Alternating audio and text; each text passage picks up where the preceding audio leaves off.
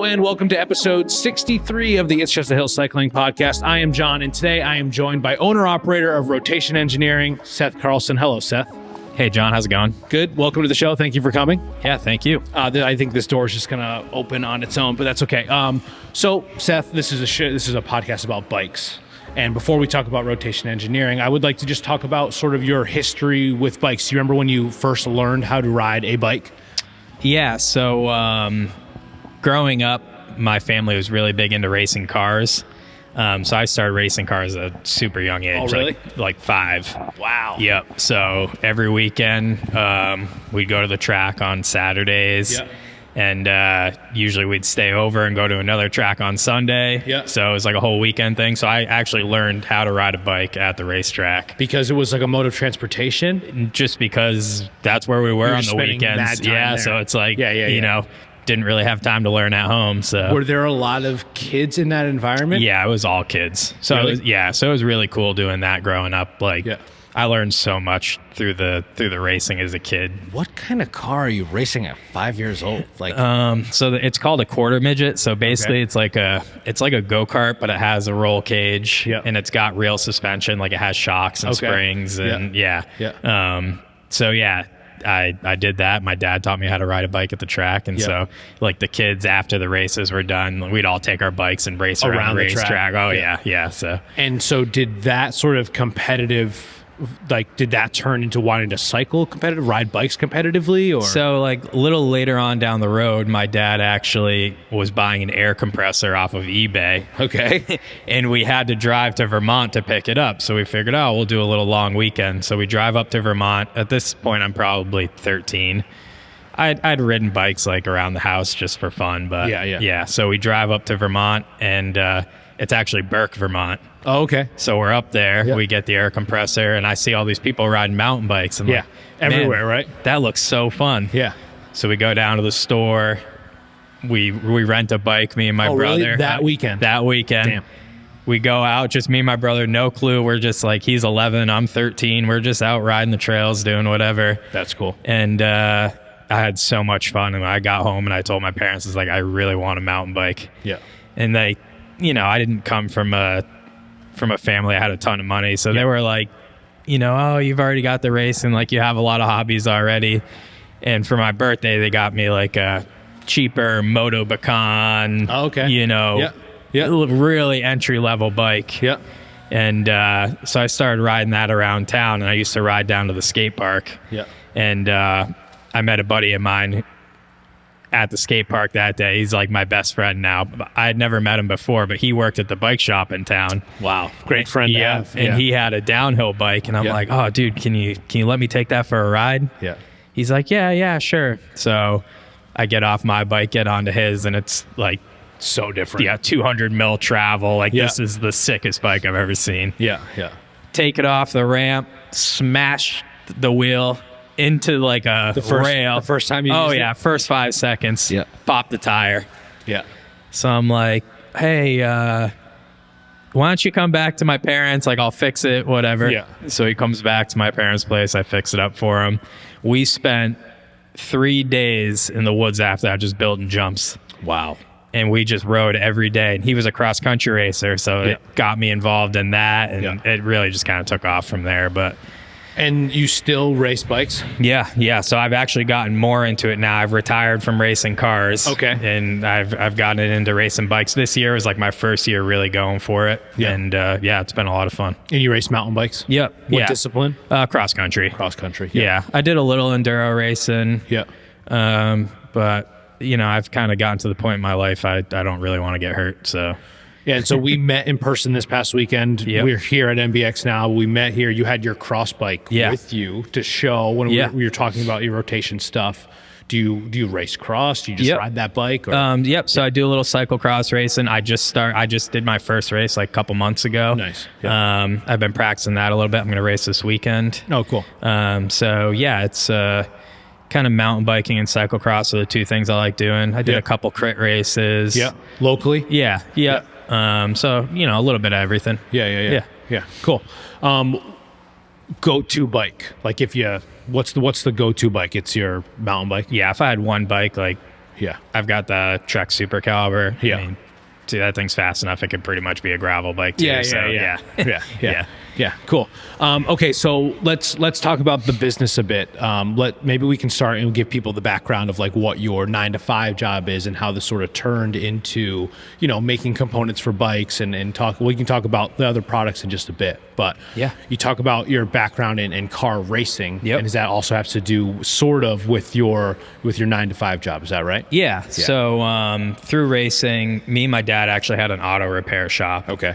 And I did that for a few years, and I just couldn't really see myself like working underneath the car for the rest of my life. Yeah. And through racing, I met a guy by the name of Stanley Matsack, and he took me to a trade show called PRI. It's like one of the biggest racing trade shows in the world. Okay. It's in Indianapolis. And he wanted me to start racing his cars. I started racing his cars. Yeah. He took me to the trade show, and I got back from that trade show. I was like, man, I could see myself doing this. Yeah. So I sent him an email. I was like, hey, if you got any work at the shop, like, I'll do anything. I'll literally sweep the floors. Like, I'm really interested in this business.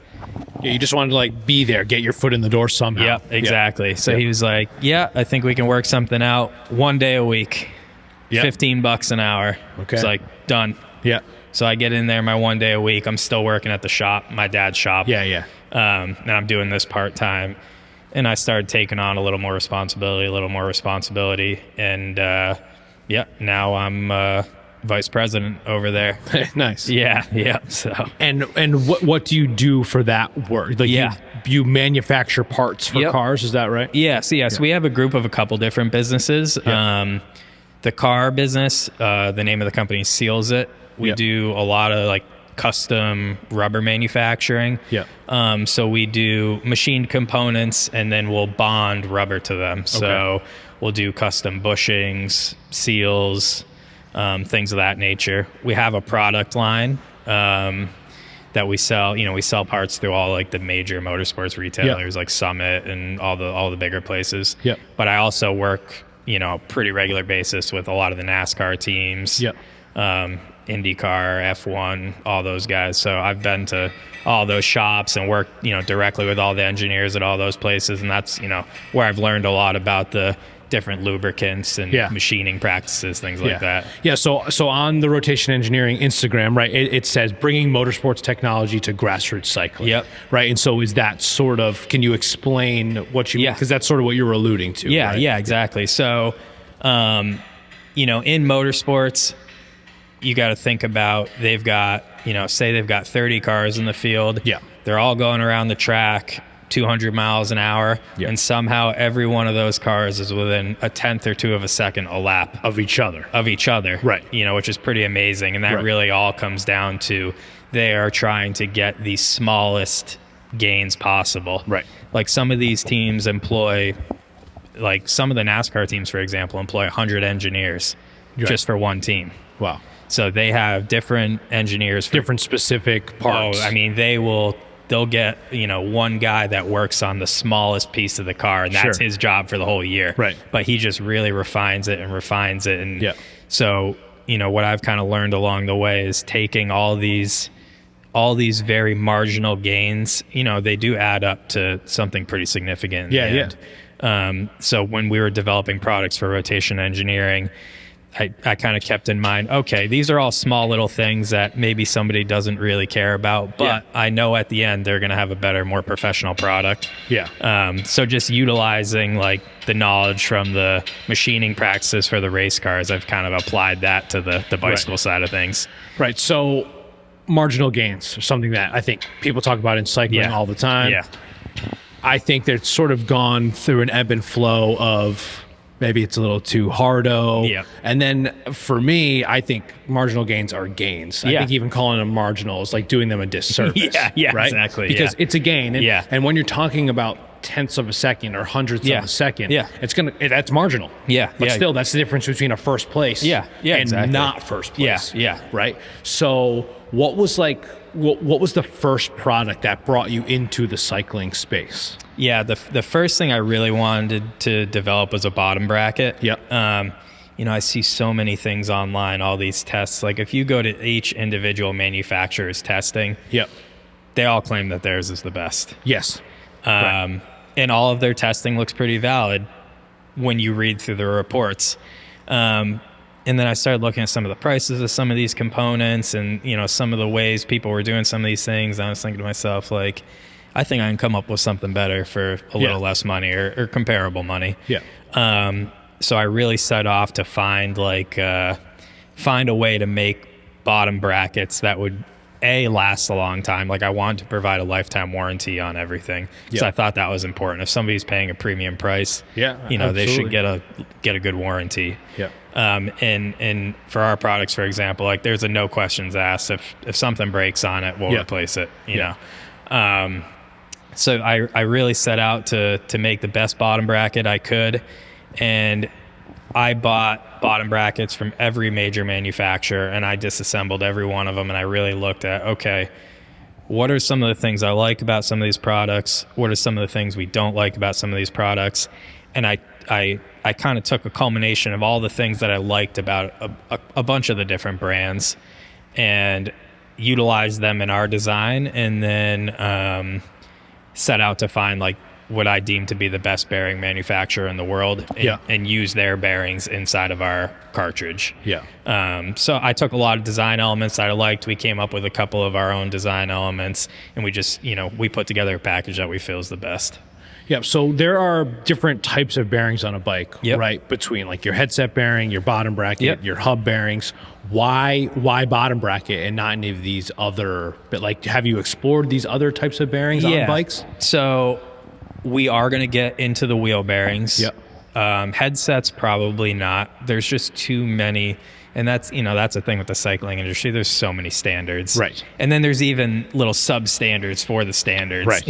Right. So it gets hard for a company our size to be able to manufacture manage all those different things. Yeah, exactly. So that's why we started with the bottom brackets. Yeah. Even though there is a lot of standards, there's really only a couple major ones. Right. There seemed to be a big boom of standards like within the past 5 to 10 years. Yeah. And then we've almost sort of whittled them back down. I mean, the other ones are still around. Yeah. Right, but there are go-tos essentially. Yeah. So we're gonna stick with like a regular standard threaded press fit and a T47. Yeah. Those are the three we're gonna stick with. Yeah. And we're gonna roll with those and see where it goes from there. Yep. And so those are bearings that get a lot of work done, right? I think that's also what sort of separates them from a headset bearing, right? Yeah. Is like, sure, headset bearing is getting a lot of grit and grime from the road. Yeah. But your crankset is just like, if you look at like your RPMs on a Garmin after a ride, like how many like rotations that you did, right? Yep. And so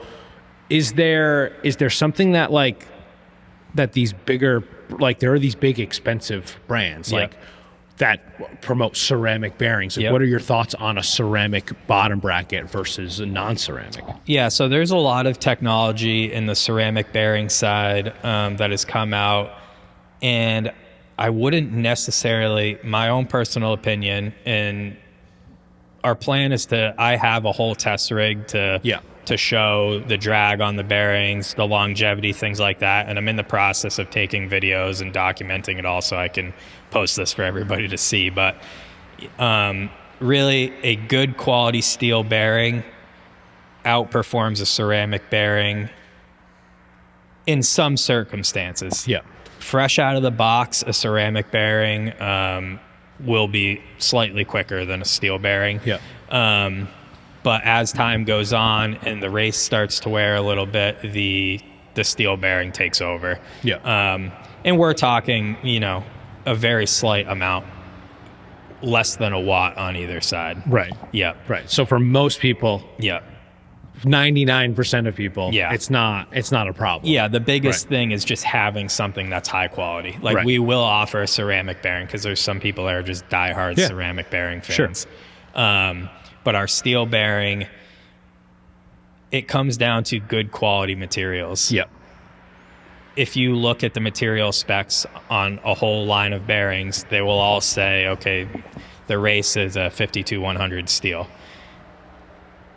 Just, there's just like anything else, there's different quality. Right. Yeah. Depending on where it was made, how it was made. Exactly. Yeah. And that was one of the things we did in testing was I ran bearings on the test rig for X amount of hours. And then what I did is I took the seals off of them, disassembled the bearing, and then I actually put the races under like a 200 power microscope. Oh, to see like how pitted they are? Exactly. Yeah. And I'll share the photos with you, but oh, okay.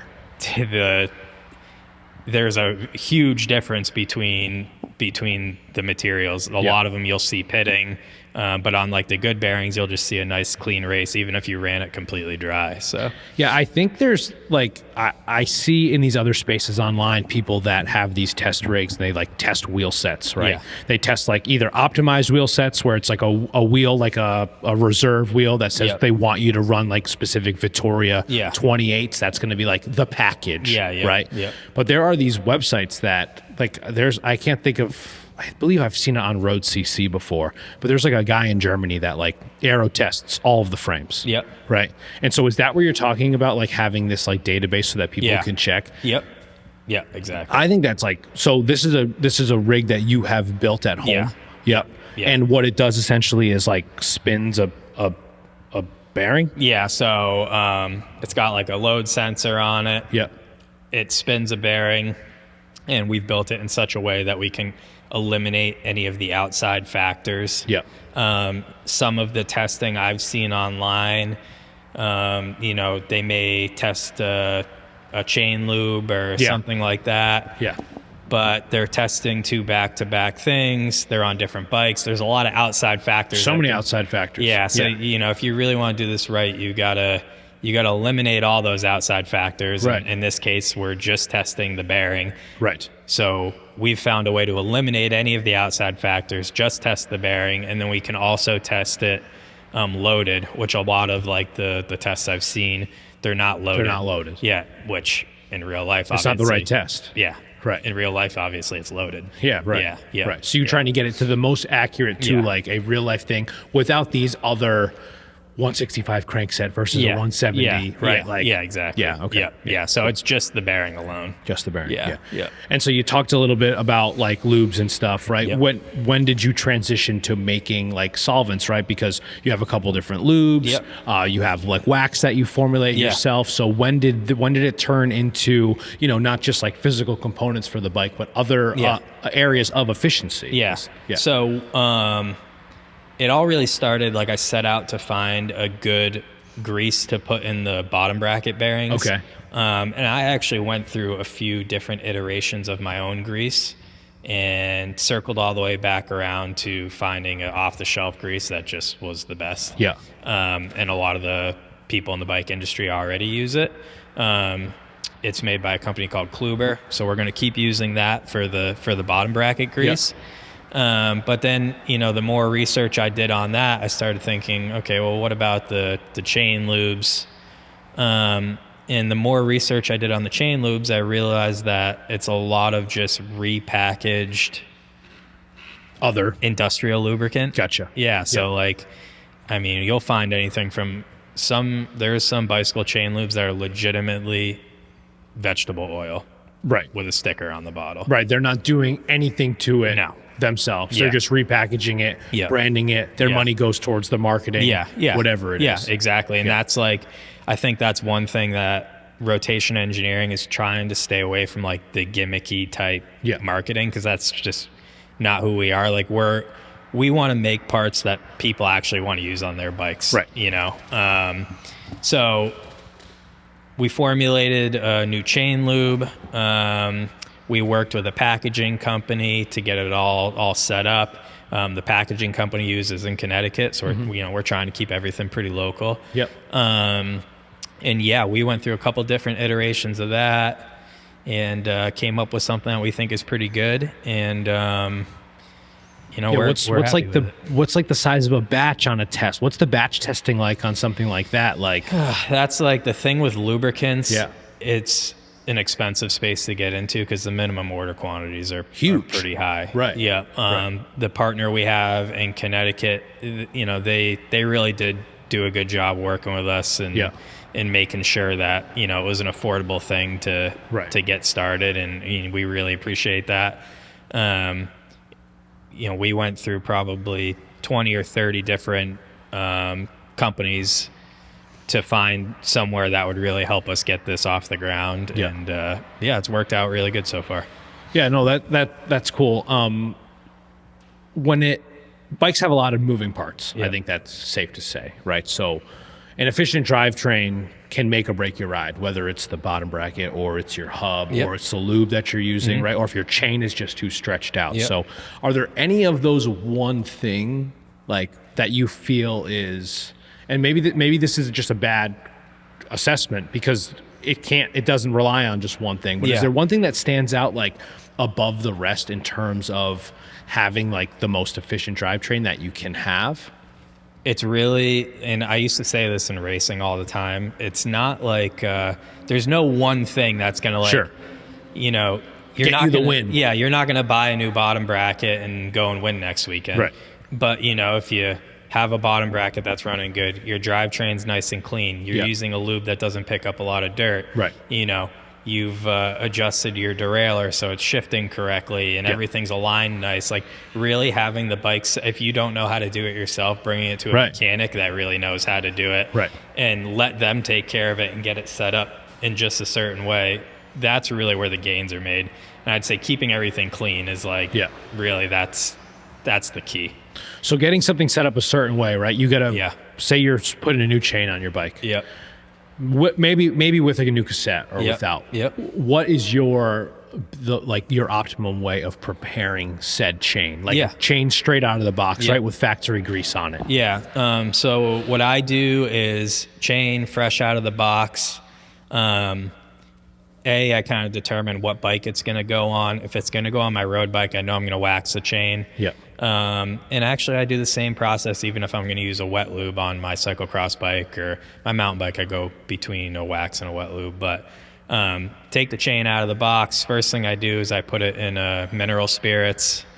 I let it soak for 30 minutes or so, swish it around, pull it out, and I usually put it in an ultrasonic cleaner with like some Simple Green. For another 30 minutes, and then we take that out, let it dry, and then either I wax it or I just put it right on the bike and put my chain lube on. That letting it dry portion. Yeah, that's so many people. Do, I think. Yeah. Because I didn't know that for a while. Yeah. You're just impatient, or you're just in the process. You want to ride it. Yeah. You've got your gloves on. Right. You've done it all. Yeah. To just like, right, you've waited the 30 minutes in the mineral spirits, or you've waited the 30 minutes. You want me to wait another 30 minutes to dry it? You think you can just wipe it down with a microfiber and get it dry, but you can't because of all the pins, everything that's stuck in there. Yeah, I mean, you can kind of like, if you have an air compressor, you can kind of blow speed it out up a the bit. process by blowing the links out. But if you can let it dry, that's definitely the best. Right, before you put on the lubricant of choice. Exactly. Yeah.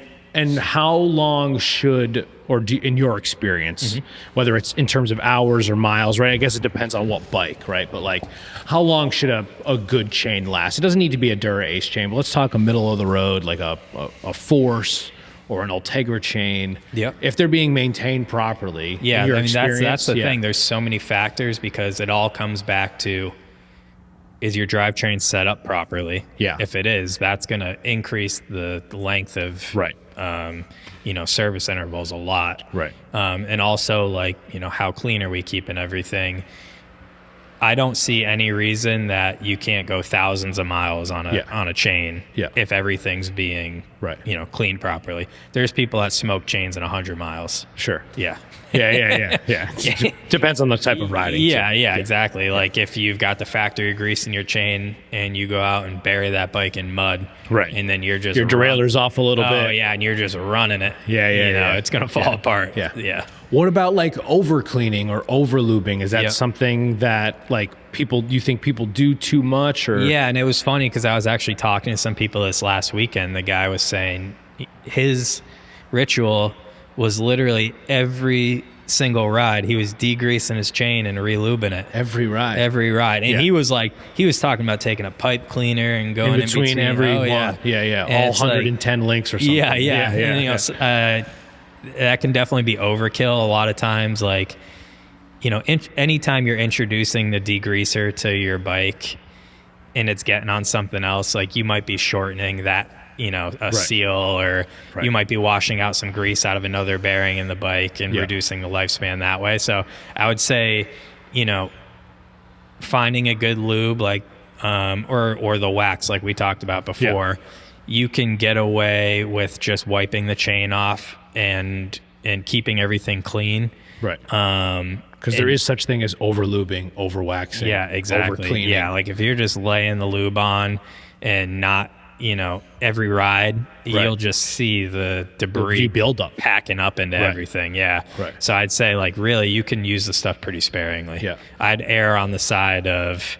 like I said, I'd just drip the lube on each individual link and make sure it's really clean. Yeah. And like, I'll go for, 3-4 rides. And if I can take the chain and rock it side to side and it doesn't sound gritty and it still feels smooth, I'll just keep riding it like going. That instead of re-lubing. Yeah.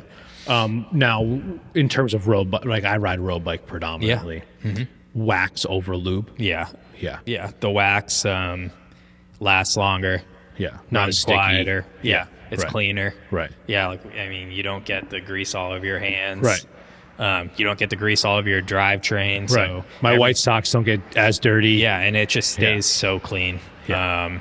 That's really the benefit there. And like, you're really using the wax as a way to carry the additives into the chain, and those additives don't need the wax. They're basically dry lubes. Yeah.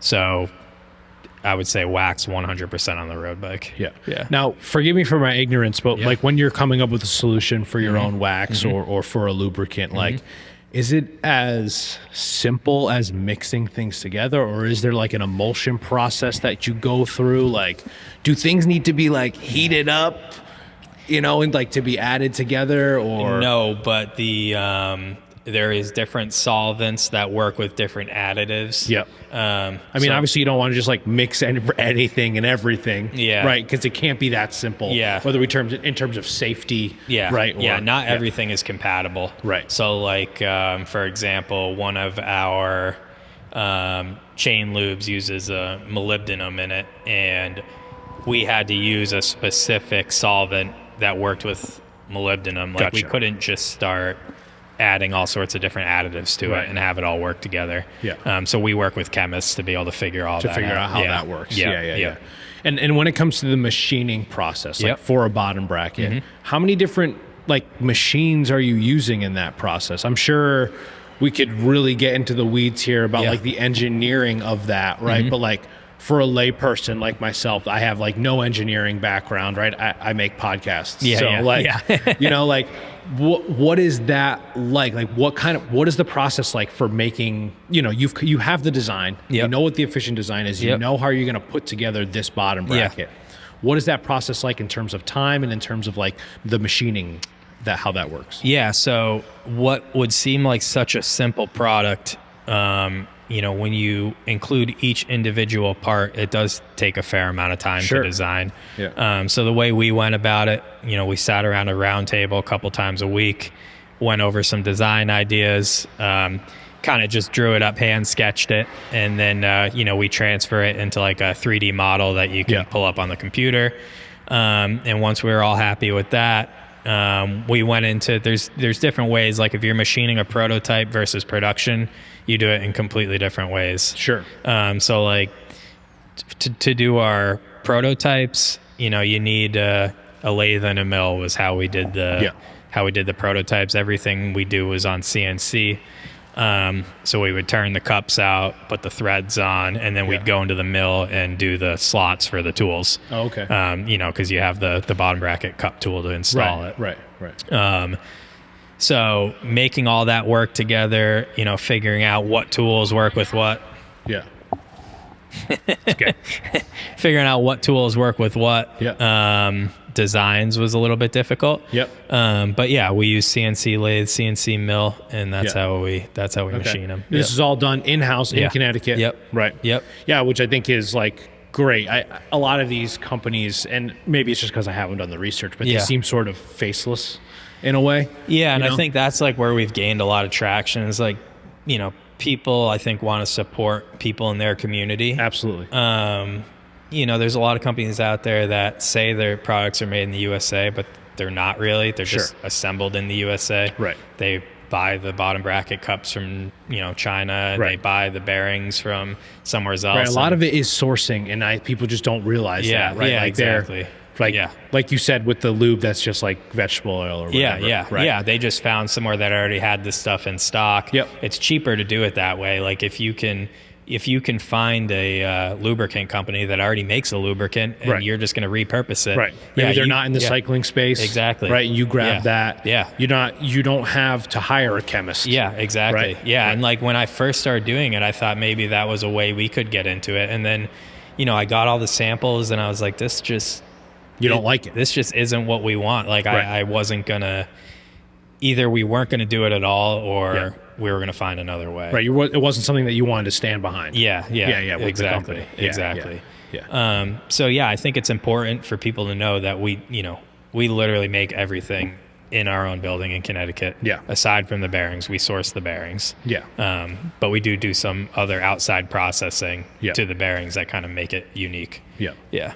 Yeah. And you were explaining something on Saturday. It was something that I've never heard anyone do with a chain before. Yep. With this, like, sort of, it's after the cleaning process, but before you wax it, it's sort of a polymer coating. Is that right? Yeah. Well, could you explain that? It's actually, it's like a polish. Okay. And we actually do the same process on the bearings as well. Yeah. So that was one thing I learned from the motorsports industry. They were doing this polishing process on engine parts, bearings, all sorts of any moving parts. They were doing this polishing so process. After they get them from the manufacturer. Yep. And it creates a more uniform surface finish. And by doing that, you get less drag. Yeah. The part is actually stronger. Okay. And it resists corrosion more than if it was just like a standard steel or aluminum. So people can buy chains from you guys that has had that done to it, right? Yeah. So it's like they're basically like our, race optimized chains. Yep. So we sell them in a few different ways. Just like we talked about before, we take the standard chain, clean it, degrease it, do the ultrasonic cleaning, do the polishing process, and then we either will wax it or we'll sell it with like a bottle of our chain lube. Gotcha. Yeah. And we do the same process on the bearings. So if you look at our like low drag, fastest bearing, it has that same polishing process done to it. Do you know anyone else doing stuff like that in the cycling space? I think there's one company that is doing a process to like deburr the chains. Okay. But it's not the same as like the process we do. Right. I think our process takes it like a step farther. Right. Because I know like people have like wax people that will just like wax their chain for them. Yeah. This is much more sophisticated than that. It seems like. Yeah, it definitely is. And again, these are small gains. This is for like the person that, just wants the best thing that they can put on their bike. Right. Yeah. Right. I don't have any dreams of being a huge company. Like I want to keep this a smaller thing. Yeah. Make really nice components in-house. That's really my goal. And so let's also talk goals real quick. Like you're making bottom brackets now, right? You're making these like great lubes, the wax, polishing these chains. We talked about hubs. Yep. Is that sort of the next step? And like say the manufacturing process, like what other products do you see yourself offering? If that isn't too bold of me to ask, like in the future. No. So I've got a couple ideas for some suspension components, like additive components. Yep. Again, things I learned from like the racing industry. Yep. And I've actually got some guys out there testing them now.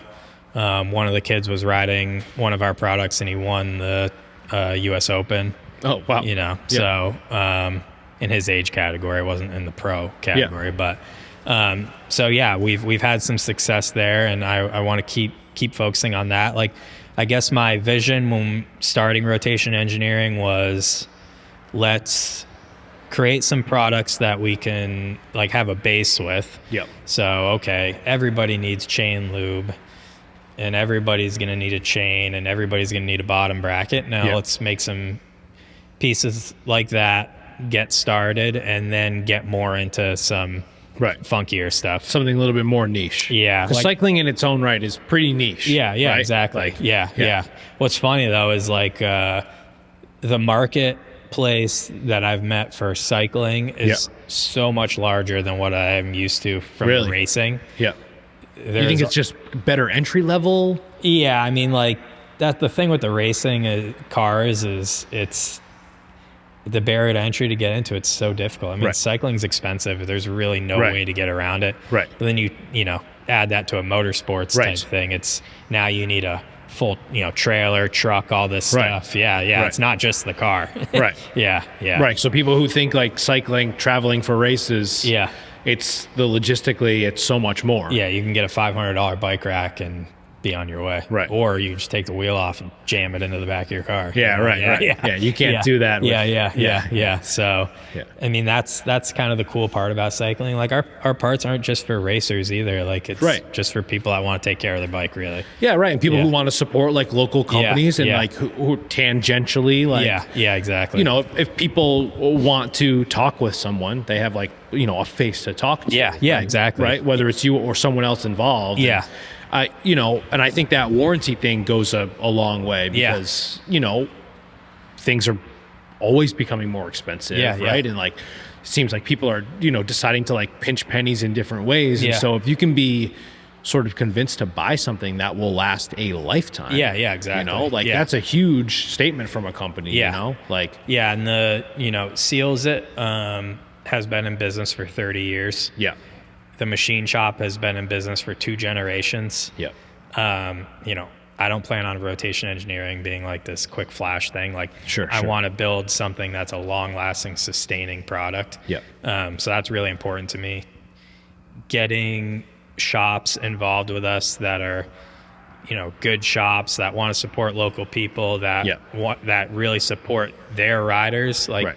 That's what's important to me is getting into those shops. And so far we've been doing that and it's been great.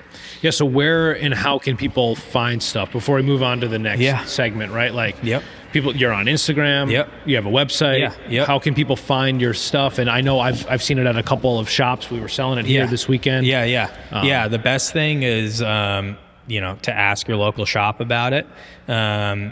And then, we have a website that's in the works. We should have a store open next couple weeks. Yep, cool. But I really prefer that people buy through, their local shop. The bike shop. Yeah, and that was something, with the seal business, we really promote small shops that want to handle our products. Yeah.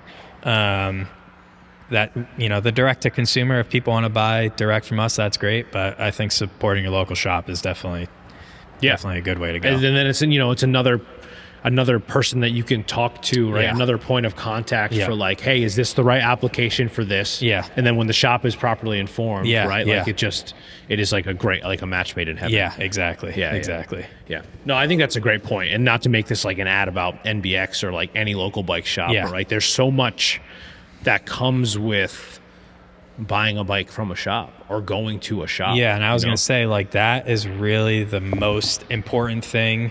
If you're just getting into riding bikes, even if you've been doing it for a long time, getting involved with a really good shop that's the best advice I could give to somebody. Right, instead of like bouncing around and it doesn't mean like you don't learn how to fix your own stuff. Oh, yeah. Without a doubt. Like I can fix any part on my bike. Yep. I still choose to bring it 2 hours away from my house to here to have it worked on. If I need something major, I know I don't have to worry about it. I've got good, knowledgeable people working on it. So that's important. And if you've got a good shop and they're people you trust, they're going to save you money in the long run because they're going to have your best interest. Right. Yeah. And they're going to teach you things. Exactly. I can't tell you how much I've learned from watching Ben work on my bike. Yeah, exactly. Exactly. One time I was like, I think I need my headset cleaned. He's like, all right, let's clean it. And like legitimately we pulled it apart together. Yeah, and yeah. like he was showing me like, hey, this is like the best way to, I have a bike with an integrated headset. Yeah. We didn't want to pull it all the way apart. Yeah. Here's how you go about doing that. Yeah, you know? exactly. And like Exactly. that knowledge is like unreal. Yeah. I mean, especially to think what bike shops could charge for labor. Yeah. Most of them wouldn't, because Yeah. a consumer would see this number, but it's Yeah. like, no, I worked on your integrated headset for 6 hours. Yeah, yeah, you know, yeah, like, yeah, exactly. But you can't just go and turn around and charge someone 300 plus just for labor alone, Yeah, right? But yeah. like coming here and supporting the shop and like buying the lube here, right? Or Yeah. like buying your tires here, buying your bar tape here. Yeah, exactly. Or at any LBS Yeah. is like super helpful. Yeah, I agree. And you know, it might cost you an extra $2, but Yeah. if you don't have a shop like this, it's, you know, your cycling experience isn't going to be as good. Oh yeah, no, you'll be Yeah. shit out of luck. Yeah, Like eventually, yeah. because like that's being priced out, Yeah. or it's being like people are thinking Yeah. that they can do it instead. Yeah, and yeah, like, yeah, exactly. You can't. And I'm not really trying to knock direct to consumer bikes, because I do think there's like a space for that. Oh, so do I. Canyons. I've had a couple canyons. You in the know, past, or yeah. even like what Specialized is doing Yep. now. Like say Yep. what you will about the brands, Yeah. but like being able to go online and buy something, that's nice. Yeah. One thing I have noticed with the direct to consumer stuff though is like as I've been watching the pricing of those bikes compared to a bike you can buy in the shop. Yeah. It's pretty close. It's now. pretty close. It's pretty darn close. Yeah. I totally agree. Yeah. Yeah. And like Well, what first? And I mean, for Specialized, it's the same price. Yeah, exactly. So Canyon, you can't say it's the same price because you can't get those in shops, yeah, right? but like if you took a Trek of a similar spec, Yeah. similar bike, Right. the price difference isn't that much. No, it it's- used to be a big difference. A but, big difference. You know, right, now right. it's now that gap is closing. Yeah, So, yeah, for sure. Yeah. All right. Can we play a little round of overrated or underrated? Sure. All right, cool. So I'm just going to talk about some things, and you tell me whether or not you think they're like overrated right. in the cycling space or underrated. Okay. Let's start with something that we already talked about, yeah. but like ceramic bearings. And let's put this under the guise of like your average cyclist, Yeah, right? yeah. So knowing that, like, yeah, sure, people race, and there's the pogs of the world, Yeah, right? yeah. But like in general, ceramic bearings, you think they're overrated or underrated? Overrated. Overrated, yeah. If you want to buy them, buy them. I've got ceramic bearings on my bike. A high-end steel bearing beats a mid-range ceramic bearing any day. Oh, okay, I love that. Cool. What about wide tire clearance on road bikes? Road bikes are generally, they're going a lot wider, right? People are riding 30s, 32s. My dad is like in his 60s, and he remembers when he was riding 22s at 120 psi. Yeah, I was running 23s at 120 psi not that long ago. Yeah. I don't ever see myself going over a 28 on a road bike, but You don't see yourself going over a 28? on a road bike, no. Okay, interesting. Even as someone that predominantly rides off-road, If I'm on a road bike, I want to feel that. You wanna feel I wanna fast. feel fast. You wanna Even feel if the it's fa- bumps. even if it's fast or not, I just want it to feel fast. yeah, you wanted to feel fast. Yeah, 30 mil max. So, okay. Well, so what do you think? Does that mean that they're slightly overrated then? I think it's overrated. It's overrated. Yeah. Okay. All right. Cool. All right. Cool. What about tubeless in general? Tubeless. I love tubeless. Super underrated. Underrated. Yeah, I think it's underrated too.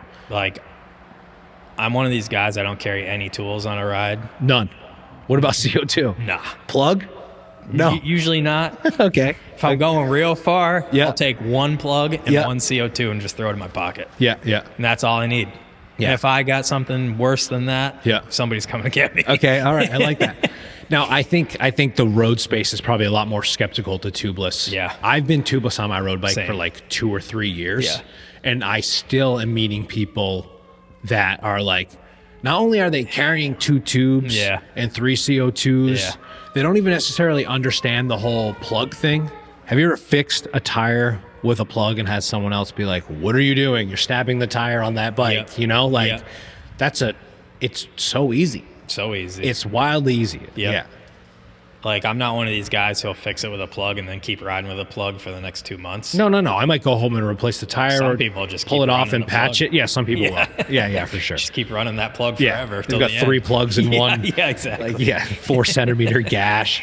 Yeah. But I mean, tubeless, that is like one of the biggest developments in cycling, I think. Yeah. I think some people are scared of the tubeless thing because in the early days of tubeless, Some of the tire to rim interfaces weren't the best, No. so there were some issues. Right. I think we've gotten past that, though. Yeah. We've got, and I think the people who are intimidated by it, like they learned something 5 years ago. Yeah. But like the technology has come so far. Or some guy on Facebook that learned something 5 years ago. Yeah, exactly. They saw one video of like someone with sealant all over their ass, right? And exactly.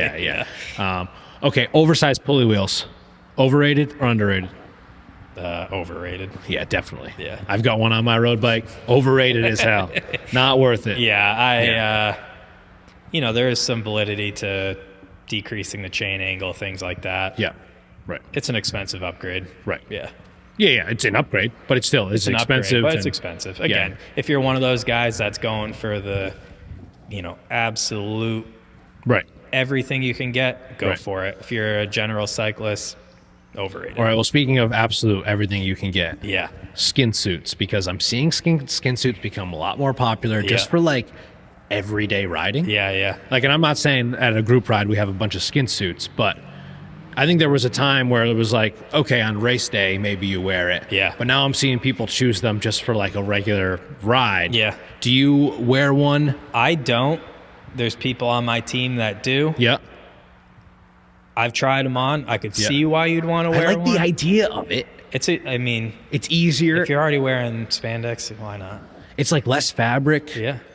I've actually One seen thing to wash. You don't have to find the matching. Yeah, exactly. Right. You don't have to think like, does this jersey go well with this bibs? Yeah. Also, I think it might be cheaper It is cheaper. to buy one piece of clothing rather than two pieces. Definitely it's is cheaper to cheaper. manufacture. Yeah, I guess the only difference is, though, you could have like 2 bibs and 6 jerseys. Right. Right. But I don't see any problem with Which it. is kind of my play. I That's do mine have too. like 2 bibs and 6 I've jerseys. got like plenty of bibs, but I only wear 2 of them. Same. Yeah, same. I got have my 2 2 favorites. 2 go-to pair. Yeah, exactly. And then, jerseys can sort of... Yeah, whatever. And I think that's sort of how I look at kit in general. I'm very specific when it comes to my bibs. Yeah, I same. wear ASOS bibs. Yeah. I've tried other brands. Yeah. That's just what works for me. Yeah, exactly. A jersey, I don't mind, like... Same. I bought a jersey off AliExpress before. Yeah. It sucked. Yeah. But, like, I was open to trying it. For a short ride, why not? I'm not really open to trying a chamois from Temu. Me neither. Yeah, I don't really want to rock that. Yeah. All right, one more thing. Overrated or underrated? White bib shorts. You think white bib shorts are overrated or underrated? Definitely overrated. You will never, ever in this world see me wear white Me bibs. either. I don't think I could ever wear white shorts ever. I'm And that's something that like most people don't offer, I feel like. For a good reason. Yeah, I know. Yeah. All right, so we talked about where people can get the products. People can find you on Instagram, Rotation Engineering. Yep. The website shop should be live soon, should right? be It's soon. rotation-engineering.com. Yep. Any other things you want to let the people know before we get out of here? No, I just, I guess final thing would just be support your local bike shop. Hell yeah. You know, those guys, they're going to keep your bike running smooth, and, the knowledge is invaluable for sure. Yeah, sweet. Well, thanks a lot, Seth. Thanks for sitting down and chatting. Yeah, thank you. And make sure, check out Rotation Engineering. Thank you. Bye.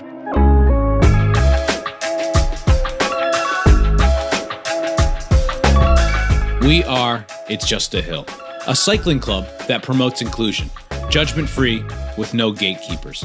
Focused on creating content from behind the handlebars to in the studio, It's Just a Hill is producing videos and podcasts to spread the message that cycling is for everyone.